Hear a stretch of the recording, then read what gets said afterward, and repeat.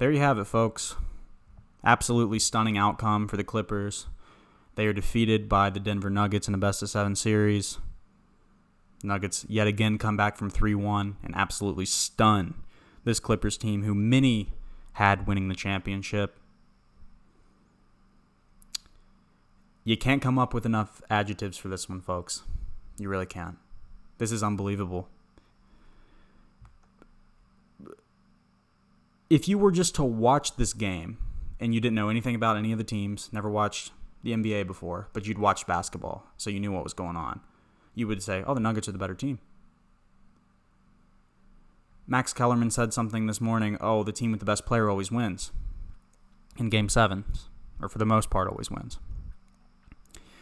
Best players on the Clippers tonight did not really show out.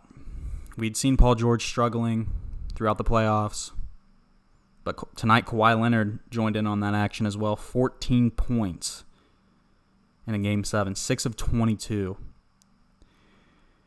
Not a great performance by him. Underperformed in a Game 7. I think that's a fair criticism. He underperformed. Paul George, 4 of 16, 2 of 11. Had some bad misses at the end of that game. Really bad misses. As a team, Clippers shot 37% from the field, 25% from 3. It took them almost 7 minutes to score a field goal in the fourth quarter. You would think after the third quarter when the Nuggets go up by 8, okay, guys, we're going to really come out and do this. Our season's on the line, and they come out and just cannot do anything. I mean, Jokic on the bench for Denver and LA was struggling to put points on the board. I want to give credit to Denver. This was a very, very impressive series comeback for them. And we always talked about, when I did my preview, I talked about, oh, the Nuggets could be really good in the future. They could be. They got a lot of young players that I like. Jamal Murray, Jokic. The future could be now, folks. They're going to the Western Conference Finals. Jamal Murray had 40 points. Jokic, 16 points, 22 rebounds, 13 assists. Looked like the future is now. That looked like an elite team tonight and stifled this Clippers team. For the Clippers, you're going to be thinking about it all offseason. You had 3 straight chances to put the Nuggets away. 15-point lead in Game 5, couldn't put it away. 19-point lead in Game 6, couldn't put it away. 7-point lead in the third quarter in Game 7, and the wheels just fell off the wagon. I mean, they were absolutely obliterated after they went up by 7. It was just a completely different ball game. They had no life, bad shots, putting up brick after brick from 3. And the Nuggets defense stepped up, really did. There was a possession at the end of the game when it kind of just symbolized how things fell apart for the Clippers when Kawhi tried to throw the ball and like 2 or 3 Denver Nuggets almost formed a wall and stole the basketball, and they got a breakaway dunk to put them up by 20. That was basically it. That symbolized the game. So shocking. There's going to be a lot of people saying, what were these Kawhi Leonard to LeBron comparisons? And I think it's a really fair criticism. Kawhi Leonard struggled tonight. Paul George struggled. I mean, I think there has to be, for your superstars, for who a lot of people said, okay, Kawhi Leonard's the best player in the league after last year's finals. And people are always looking to replace LeBron, too. That's another thing. People are always saying, oh, LeBron's been replaced. It was Giannis in December when he put the crown on his head and said, I wear this now. And then it's Kawhi. Oh, well, Kawhi had the great postseason run. You know, the Lakers can't beat the Clippers in the regular season. They don't make it to the conference finals. They've never made a conference finals, the Clippers, as a franchise. And this is going to bring up some points of concern for the Clippers. Doc Rivers went from all of a sudden, okay, he's going to be a championship coach this year, to, is he going to survive this?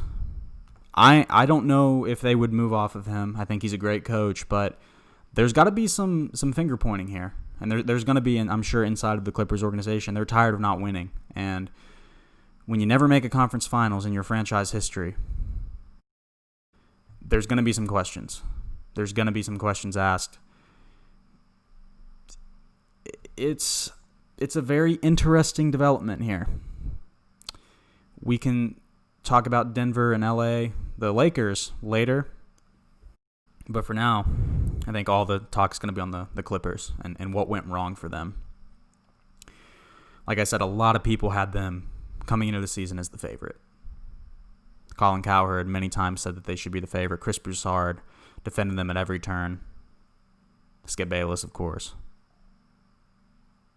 Many people assumed that the Clippers would get the job done, and I think a lot of it has to do with recency bias as well, because if you're looking, let's not to disrespect the other competitors in this league. I think the Bucks, Celtics, not coming into this, I didn't think about the Nuggets, but now the Nuggets seem to be right there. The Heat now. If you're just comparing the Lakers and Clippers and you say, okay, who would be favored, people probably picked Kawhi because of the great playoff run he had last year and how LeBron wasn't in the playoffs, but it proved to not really matter so much. Defense. They talked all offseason about how good the Clippers' defense was, and it ended up not mattering. So, yeah, I think the biggest takeaways from this are that the Clippers aren't going to the Western Conference Finals. There's going to be questions about Doc. There's going to be questions about Kawhi and PG, this roster. Yep, and that's what happens in the playoffs, guys. It's a game of inches. Up 19 in Game 6. Couldn't put it away. 15 in Game 5. But the 19 in Game 6, you had all the momentum and you let Denver come back. Denver just wasn't afraid. Denver was not going to fold. They were not going to say we're done. They just kept fighting. Credit to Coach Malone and their staff. Credit to the players who kept fighting hard. Incredible job by them. Congrats to the Nuggets for going to the next round. We will see what happens with the Clippers. It's going to be a very interesting offseason with a lot of talk, a lot of chatter. We're going to have to see what happens. But until then, I'm going to go ahead and sign off here, guys. Thank you all so much for listening, and I will see you in the next video.